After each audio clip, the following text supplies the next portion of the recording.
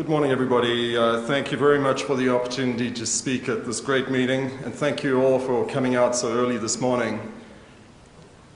The title of my talk, Purpose-Driven Life, a Psychiatrist's Evolutionary Perspective on Human Motivation. The objective of this presentation is to challenge the assumption that a purpose-driven life requires a purpose-driven universe. Many psychiatrists have a natural affinity to skepticism. A major part of the work of a psychiatrist is to persuade people to be skeptical about their own beliefs and perceptions, not to believe everything their brain thinks is true. Psychiatrists attempt to understand why people believe the things they do, from overt psychotic delusions to depression, anxiety, and common distorted beliefs. We're all prone to cognitive distortions as we try to make sense of our world. Inferences about purpose, intention, and meaning are very much prone to mistaken assumptions. People naturally tend to seek and find purpose and meaning in their lives. It is an intuitive human tendency to assume that life and the universe are inherently purposeful and designed, intentional, that things are meant to be. To most people throughout history, it has seemed self-evident that our world is purposefully designed and controlled by intentional higher powers. It would have seemed quite foolish to suggest that it had arisen on its own. Versions of the theistic view actually seemed intellectually credible, even appropriately skeptical. Not the idea that the universe cares about us personally, as Tennyson put it, nature red in tooth and claw, so careless of the single life.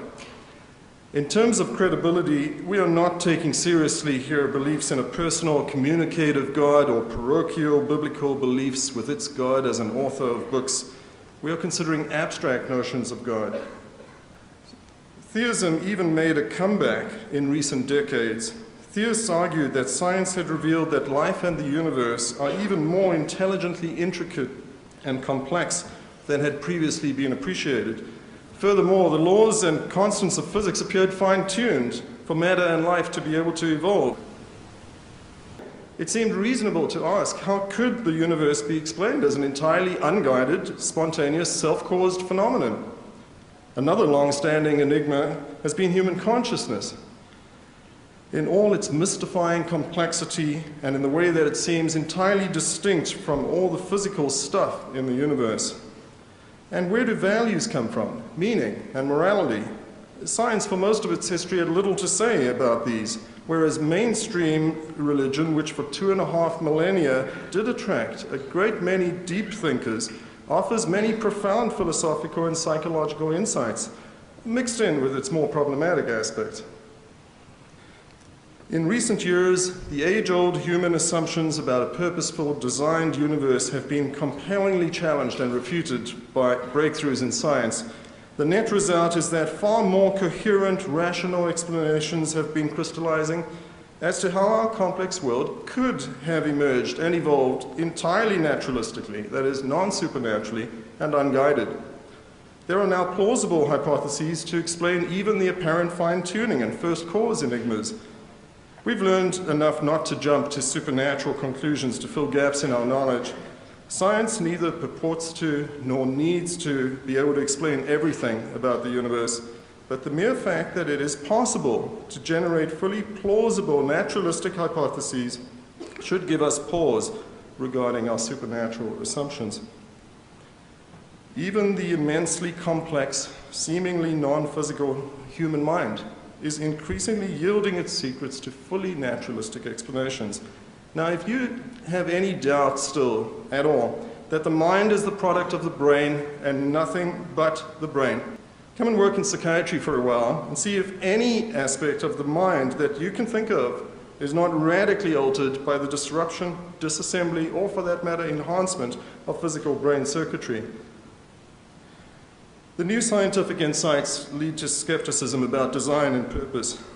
Current naturalistic explanations of the universe, life, and consciousness are complex, subtle, and still inaccessible to most people, but highly elegant when fully grasped.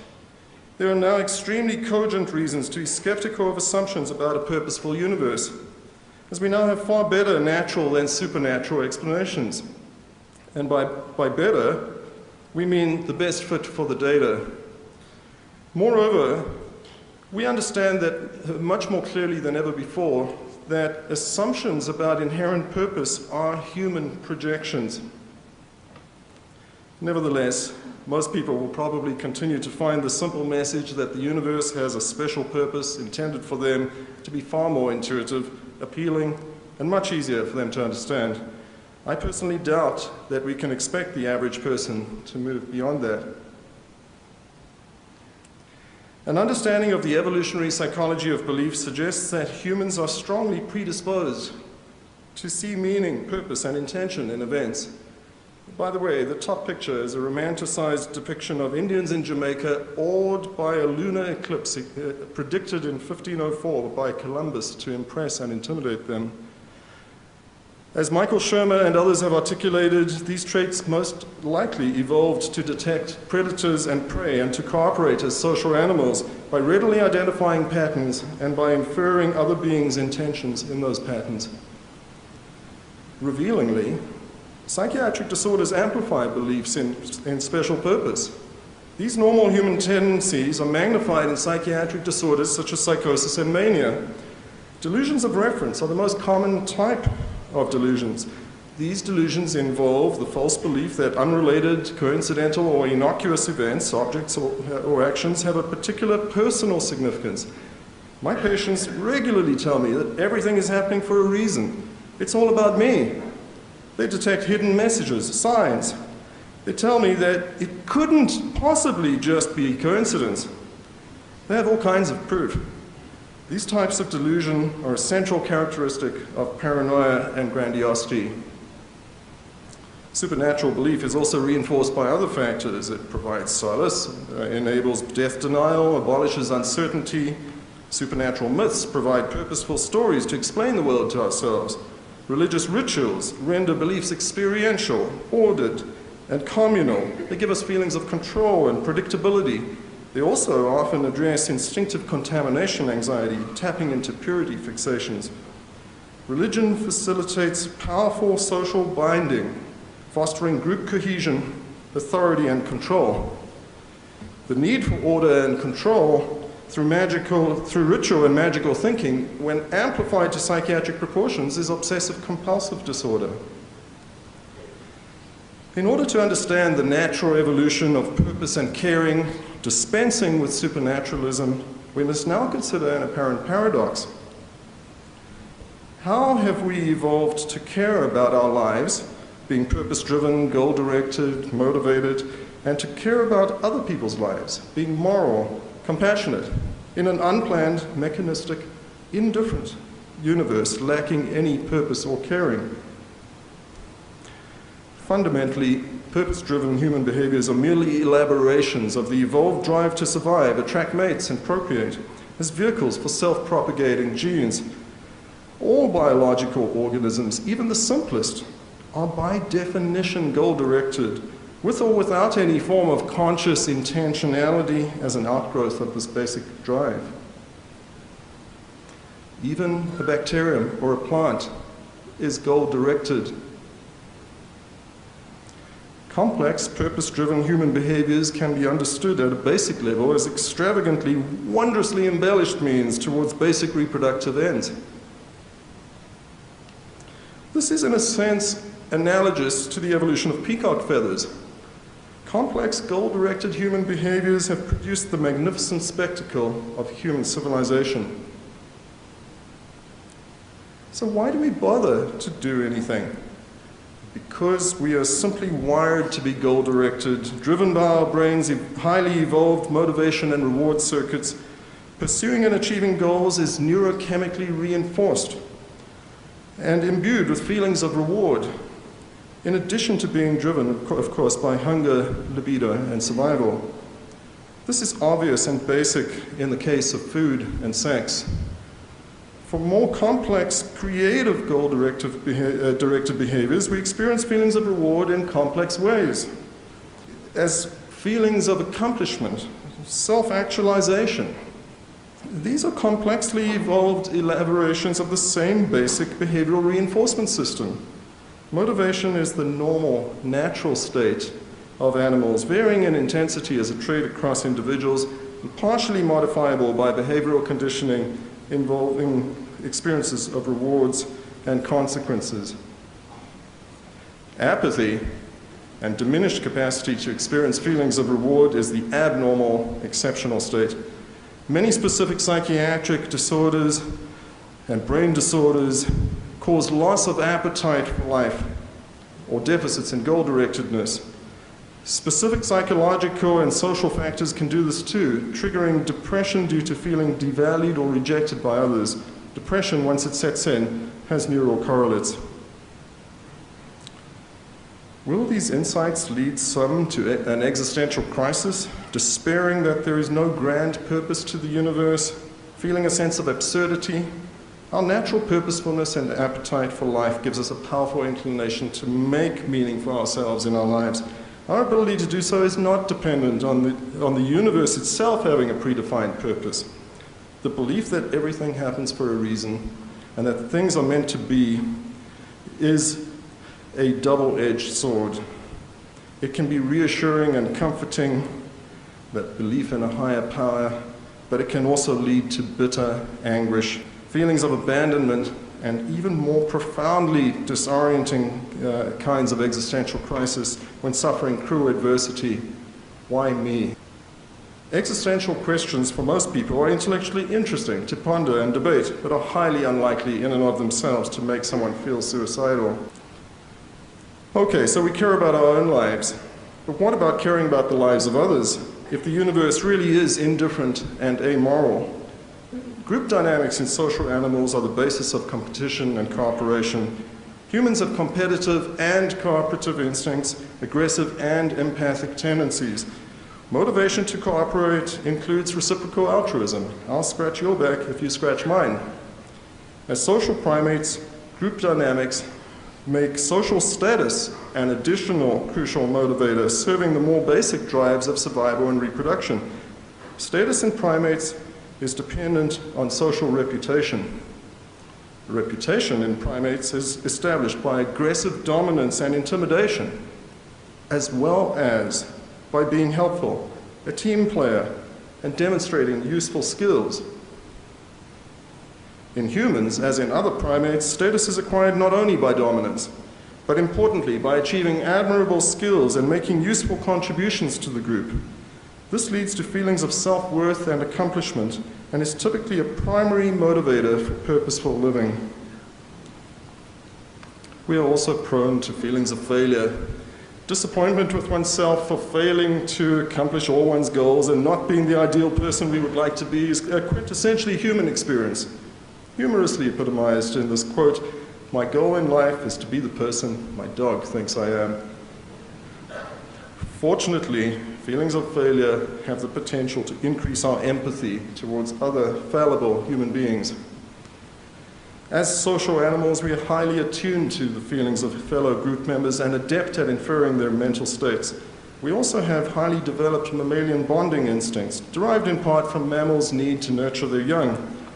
People generally care empathically about each other, are moved by their distress, and seek to console another in distress. This is not unique to humans.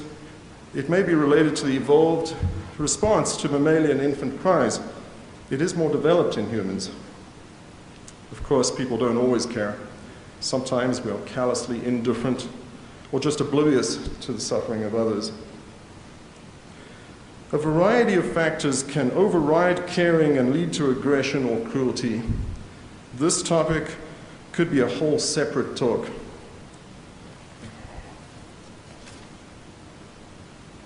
However, there is a fair chance that people will care. Most people are capable of caring once they're able to comprehend and relate to the other person's predicament and perspective, and they are even more likely to do so in reasonably conducive social circumstances. Now, getting people to achieve such comprehension and compassion and creating those socially conducive circumstances is the challenge.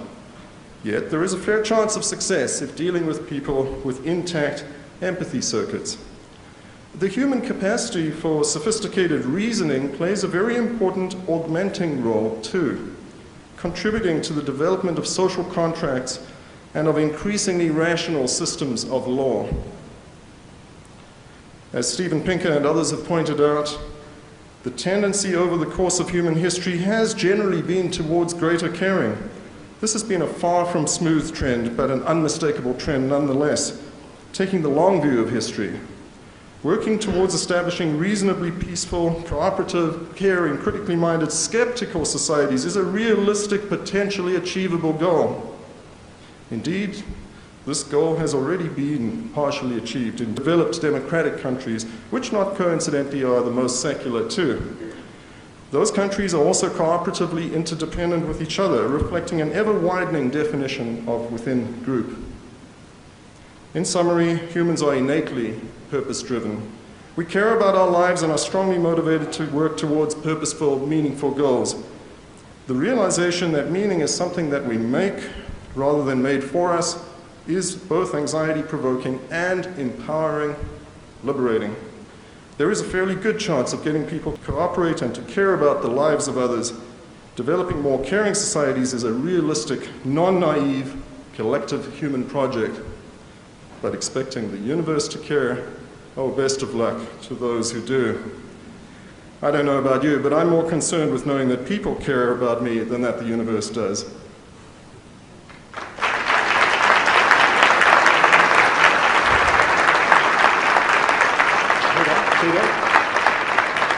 So we always try to let at least one or two questions during these sessions. Something I've observed, and I seem to have a hard time convincing other people.